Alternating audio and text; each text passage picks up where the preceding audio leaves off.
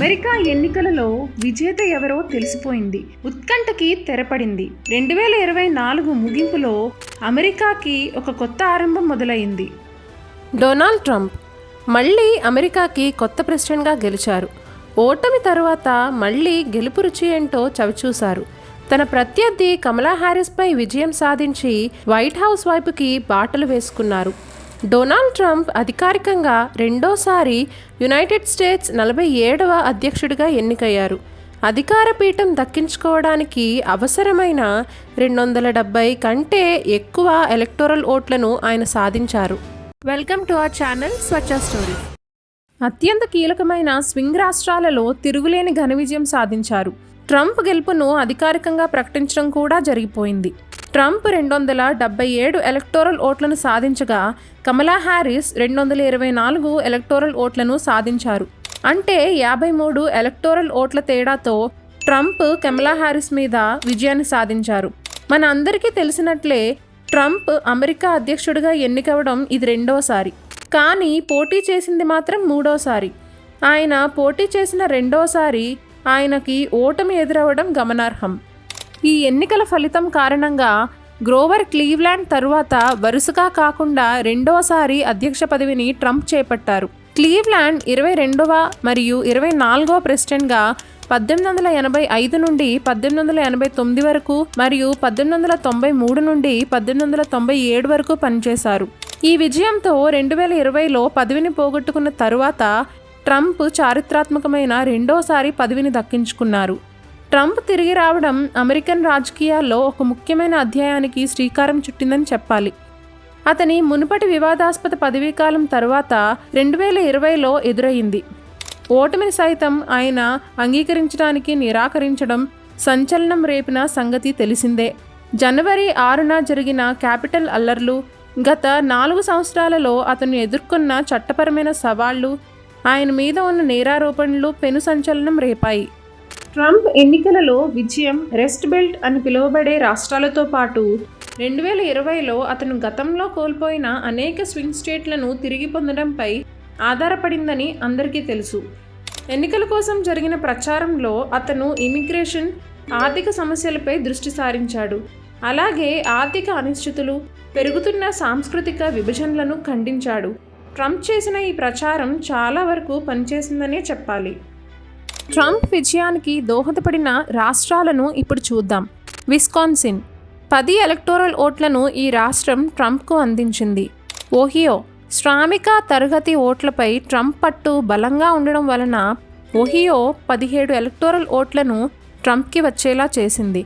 Trump ఇక్కడ 30 electoral ఓట్లను సాధించారు. జార్జియాలో సైతం 16 ఎలక్టోరల్ ఓట్లను సాధించి ట్రంప్ ఈ రాష్ట్రంపై పట్టు సాధించారు.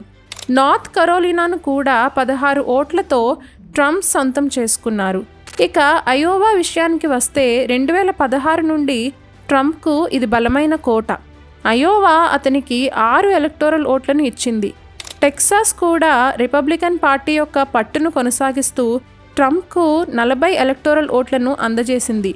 అరిజోనా అనేది ఒక గట్టి పోటీ ఉన్న రాష్ట్రం అయినా కూడా ట్రంప్కు మంచి ఓట్లు వచ్చాయి. అరిజోనాలో చేసిన తీవ్ర ప్రచారం ఫలితంగా 11 ఓట్లు ట్రంప్ సొంతం అయ్యాయి.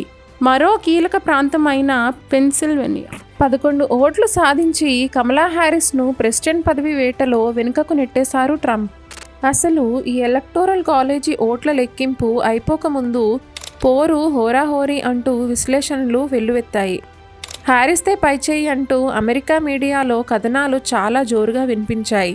అంతేకాదు, కమలా హ్యారిస్కి అలాగే ట్రంప్కి జరిగిన ఏకైక డిబేట్లోనూ హ్యారిస్ చాలా సుస్పష్టమైన ఆధిపత్యం ప్రదర్శించడం కూడా ట్రంప్ గెలవడం అంత ఈజీ కాదు అన్న వాదనకి ఊతమిచ్చింది.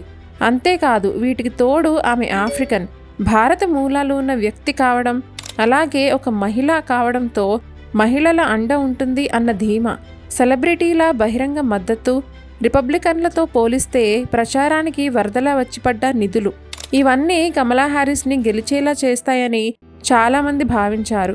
ట్రంప్కి గెలుపు సుదూరం అని అనుకున్నారు. కానీ ట్రంప్ హవా ముందు అన్నీ కొట్టుకుపోయాయి. తానొకటి తలిస్తే దైవం మరొకటి తలిచింది అన్న తీరుగా అనూహ్యంగా ట్రంప్కు విజయం ఖరారైంది. హోరాహోరీగా సాగుతుంది అనుకున్న పోటీ కాస్త ఫలితాలు వచ్చేసరికి ఏకపక్షంగా మారిపోయింది. ఇక ట్రంప్ విజయానికి, హ్యారిస్ పరాజయానికి దారితీసిన కారణాలను ఇప్పుడు చూద్దాం. 2016లో ట్రంప్ను విజయతీరాలకు చేర్చిన ఈ నినాదం ఈసారి కూడా గట్టిగానే పనిచేసింది.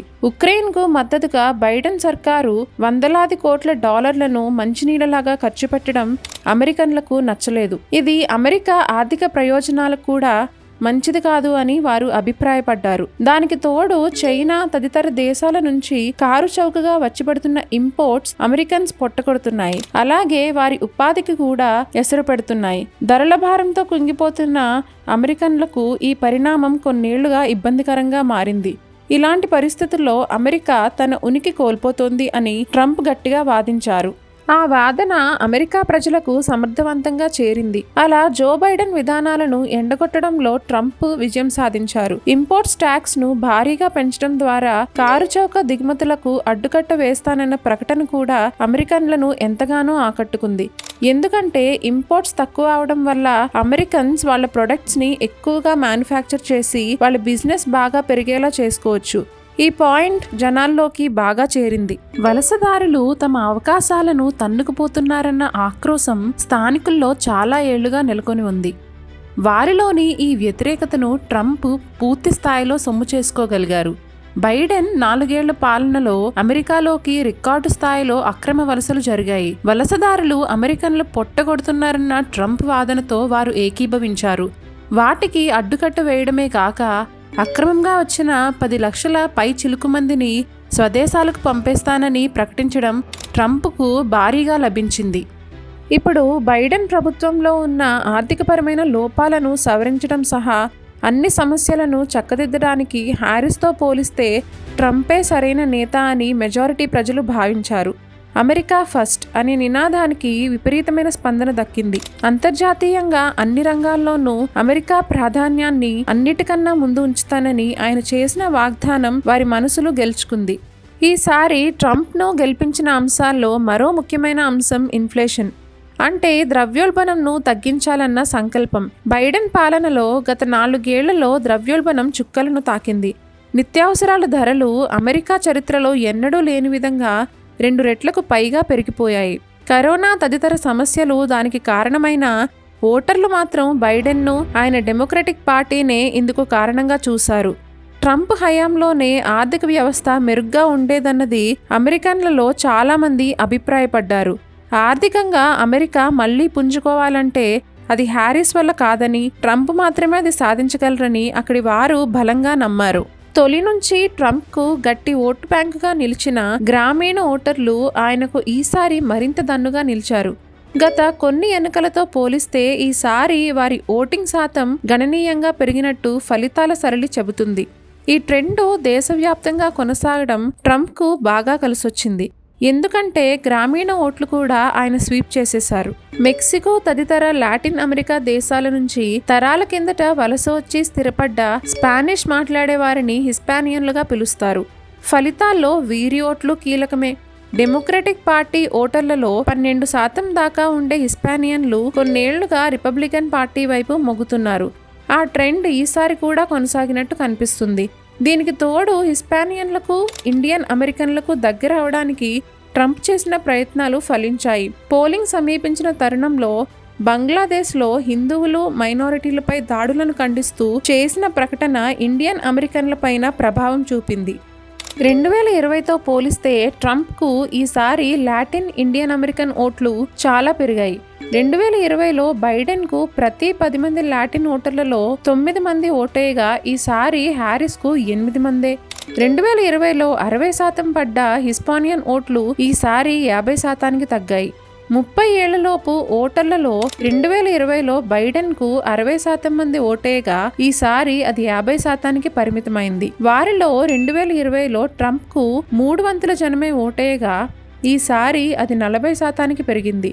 ఈ మార్జిన్స్ అన్నీ ట్రంప్ గెలుపుకి దారులు వేశాయి. అంతేకాదు, పైకి కనిపించకపోయినా అమెరికా సమాజంలో జాత్యహంకారం, పురుషాధిక్య భావజాలం బలంగా పాతుకుపోయి ఉన్నాయి. ట్రంప్కు వైట్ అమెరికన్స్ మొదటి నుంచి గట్టి సపోర్ట్గా ఉండడానికి ఇది కూడా కారణమేనని చెబుతారు. అందుకే మేక్ అమెరికా గ్రేట్ అగైన్ వంటి ట్రంప్ నినాదాల్లో అంతర్లీనంగా దాగున్న ఆ భావనలు ఓటర్లపైన గట్టి ప్రభావమే చూపాయని భావిస్తున్నారు. వీటికి తోడు ట్రంప్పై కోర్టు కేసులు, క్రిమినల్ అభియోగాలను ప్రజలు అస్సలు పట్టించుకోకపోవడం కూడా ఆయనకు కలిసొచ్చింది. పైగా ప్రస్తుతం దేశానికి కావాల్సింది ఆ దూకుడేనని వారు భావించారు. దీన్ని ట్రంప్ కూడా అంగీకరించడం విశేషం. తనపై ఉన్న కేసులు, అభియోగాలు జనాదరణను మరింతగా పెంచాయని ట్రంప్ కూడా చెప్పుకున్నారు. తన విజయంలో ఎలాన్ మస్క్ సపోర్ట్ ఎంతో ఉంది అని ట్రంప్ చెప్పుకొచ్చారు. ఎలాన్ మస్క్ తన కోసం ఎంతో కృషి చేశారని ఆయన అన్నారు. ఒకప్పుడు డొనాల్డ్ ట్రంప్ను తీవ్రంగా వ్యతిరేకించిన మస్క్ ఇప్పుడు ఆయన గెలుపు కోసం తీవ్రంగా శ్రమించడం విశేషం.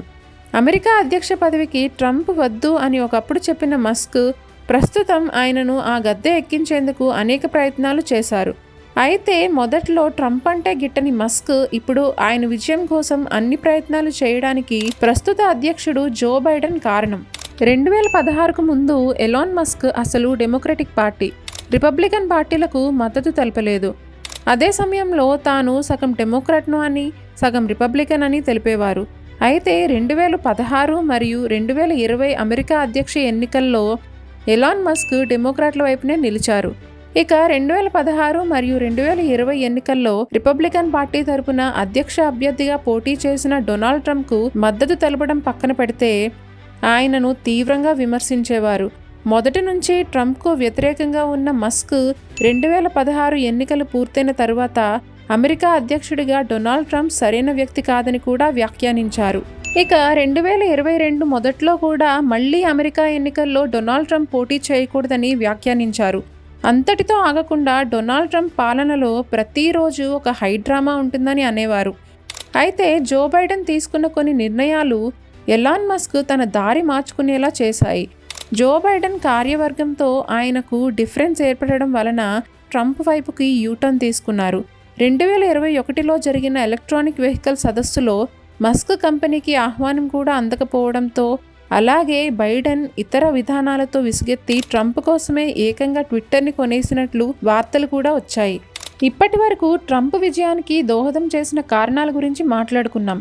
ఇప్పుడు ట్రంప్ గెలవడం వలన భారత్కు కలిగే ప్రయోజనాలు మరియు ఇబ్బందులు ఏంటో చూద్దాం.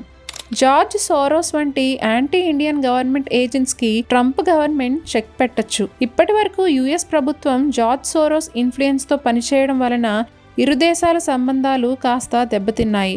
ఇప్పుడు మళ్ళీ ఆ సంబంధాలు మెరుగుపడే అవకాశాలు ఉన్నాయి. అమెరికా ఫస్ట్ అనే నినాదం వల్ల మన దేశం ఎక్స్పోర్ట్స్కి కొంచెం ఇబ్బందికరం కావచ్చు. కానీ మోడీతో ట్రంప్కి ఉన్న సత్సంబంధాల వల్ల ట్రంప్ విధానాలు భారత్ మీద అంత ఉధృతంగా ఉండవు అని ఆశించవచ్చు. వీసా, ఇమిగ్రేషన్ ఇష్యూస్ వచ్చే అవకాశాలు ఉన్నాయి. చైనాను ఎదిరించడంలో భారత్కు అమెరికా సహకారం ఉండొచ్చు అని అందరూ భావిస్తున్నారు. ఇక్కడ మన భారత ప్రభుత్వం ట్రంప్తో చేసే చర్చలు, అలాగే ట్రంప్ వైఖరి మీద ఆధారపడతాయని పలువురి భావన.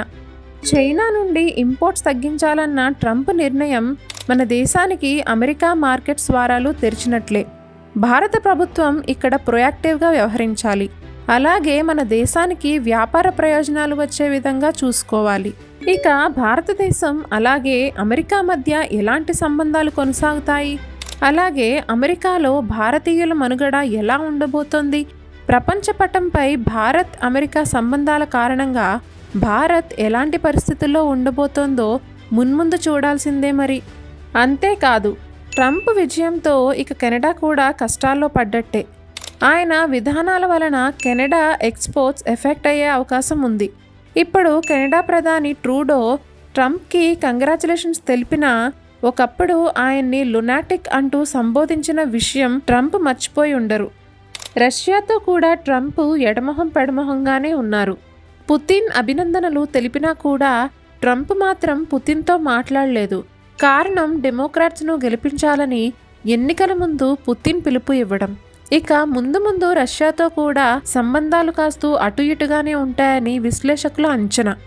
దాదాపు 70 దేశాల అధినేతలతో తన గెలుపు తర్వాత మాట్లాడిన ట్రంప్ వారందరితో ఎలా సంబంధాలను కొనసాగిస్తారో చూడాల్సిందే మరి. ఈ వీడియో కనుక మీకు నచ్చినట్లయితే లైక్ చేసి షేర్ చేసి మా ఛానల్ను సబ్స్క్రైబ్ చేసుకోండి. Thank you and signing off.